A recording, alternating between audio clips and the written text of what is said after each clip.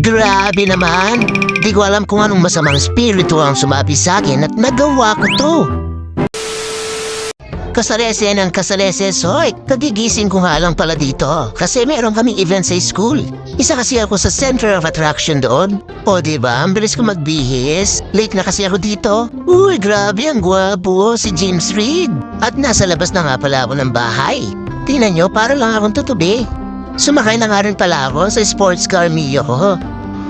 Ayan o, tara na, let's go! Grabe, sa sobrang bilis ko, nandito na ako sa Hacienda Luisita. And finally, nandito na ako sa school namin. Kukunin ko lang sana yung costume ko. Napasulubong ko pa si Sir Principal. Good morning, sir. Heto na, nakuha ko na yung costume ko. Ito nga pala yung susutin ko mamaya. Akala siguro ng mga bata, sila lang yung magko-costume. Papunta na nga pala ako sa ICT room namin para mag-attendance. Siyempre, kailangan din namin mag-attendance. Baka ma-absent kami. Sayang yung isang araw na sahod. Grabing daliri naman to. Ayaw i-recognize. Nakailang ulit na ako. Lagi kasi nagagamit. Napudpud na yata. Sa wakas, nabasa din. After ko mag-biometric, kailangan ko rin palang isulat yung pangalan ko at kung anong oras ako dumating. Habang naglalakad ako, nakita ko tong mga estudyante ko nakatambay dito. Isabela, ba't di ka nag-costume? May costume na daw dyan Ha? Dora, sir. Anong costume mo dapat? Wala, sir. Hindi, kung may costume ka man, Wala, sir. ano nga ang costume mo? Ha? Wala, sir. Ano? Ah. Ayun, very dead. Kaaga nyo namang umiinom ng soft drinks. Very dead. Ikaw, Lance, anong costume mo ko sakali? Wala pa daw. Ha? Spider-Man daw, sir. Yung busog na. Yung estudyante mong nagme-mekos-mekos, What is next? Yan na! Mekas na ni Tito yan! Tornado! Woo! pinapila ko na nga pala yung mga estudyante ko dito. Tapos nakita ko si Perena. Magano ka nga, yung ganyan, oh. Dali. Buti na lang hindi tayo binugahan ng apoy. Ito rin pala yung mga estudyante ko, naka-costume na yung iba. In fairness, todo effort sila sa costume, pati na rin to si Super Mario. At heto na nga, sinusuot ko na nga pala yung magiging costume ko. Ang costume ko nga pala dito ay Cookie Monster. Grabe, ay natatawa na rin ako sa sarili ko. Hindi ko alam kung bakit ko ginagawa to. Pero dahil sa kasiyahan ng mga bata, sige lang. Napapasayaw na nga lang pala ako dito. Hindi ko alam kasi kung lalabas pa ba ako, hindi na. Hindi ko kasi alam kung ano ang magiging reaction nila sa labas. Hindi rin kasi alam ng mga kasama ko na magko-costume ako na ganito. At heto na nga, palabas na ako. Bahala na.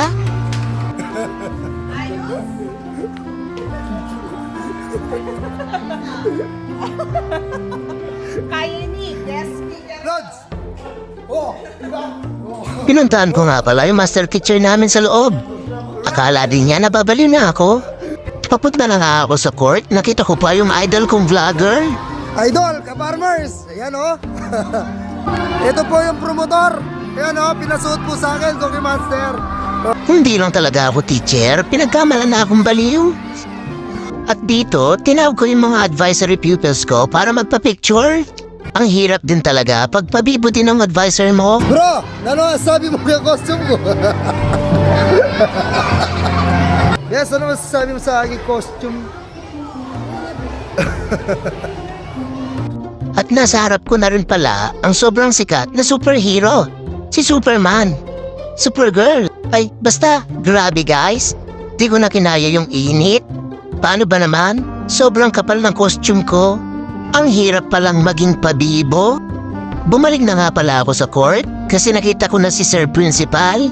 Natawa ako bigla kasi ang sabi niya sa akin, ang cute ko pala sa costume ko. Charot! At tinawag na nga pala ako sa stage. Ayan na nga, pa-slide-slide pa. Para lang mawala yung hiya ko. Paano ba naman, nakaharap ako sa maraming tao, pati mga parents sa mga bata. Nandito. Bakit kasi ako pa yung ginawang taga-roll call ng mga bata? Siguro, balak talaga nila akong gawing clown sa una pa lang.